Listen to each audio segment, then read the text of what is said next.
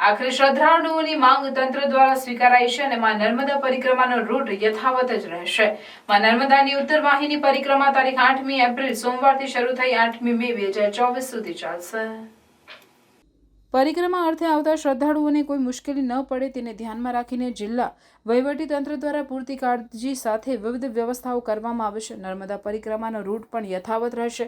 પરિક્રમા શરૂ થવાના પૂર્વે જિલ્લા કલેક્ટર શ્વેતા તિવતિયા દ્વારા સ્થળ પર જઈ રામપુરા ઘાટ અને શહેરાવ ઘાટ ખાતે નાવડીઓની કરાયેલી સુવિધાઓ, શ્રદ્ધાળુઓ માટે વિસામો, પરિક્રમા પથ સહિત સુરક્ષા વ્યવસ્થા અંગેની ઝીણવટભરી સમીક્ષા કરી હતી।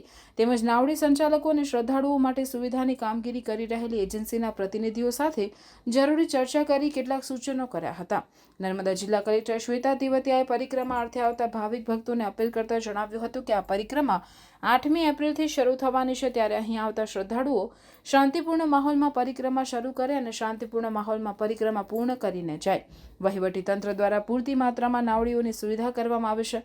શ્રદ્ધાળુઓ માટે નાવડી સંચાલન, પાર્કિંગ, આરોગ્ય, સલામતી, છાંયડો, પીવાના પાણીની વ્યવસ્થા તેમજ baby feeding room, control room સહિતની સુવિધાઓ ઉપલબ્ધ કરાવવામાં આવી છે। ભાવિકો પણ વહીવટી તંત્રને પૂરતો સહયોગ આપશે તેમ પણ જણાવ્યું હતું। માં નર્મદા ઉત્તર વાહિની પરિક્રમા આ વર્ષે 8મી એપ્રિલથી 8 મઈ સુધી થવાની છે।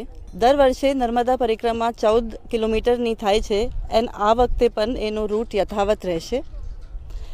જિલ્લા તંત્રમાંથી બધી તૈયારીઓ કરવામાં આવી રહી છે અને આ બધી તૈયારીઓ જોવા માટે આજે આપણે માં નર્મદાના કાંઠે આવ્યા છે। પ્રવાસન વિભાગના સૌજન્યથી આ વખતે બહુ સરસ સુવિધાઓ પાડવામાં આવશે, જેમાં holding hanger, baby feeding room, health rooms, media room, administrative rooms, control rooms બધાની વ્યવસ્થા કરવામાં આવશે।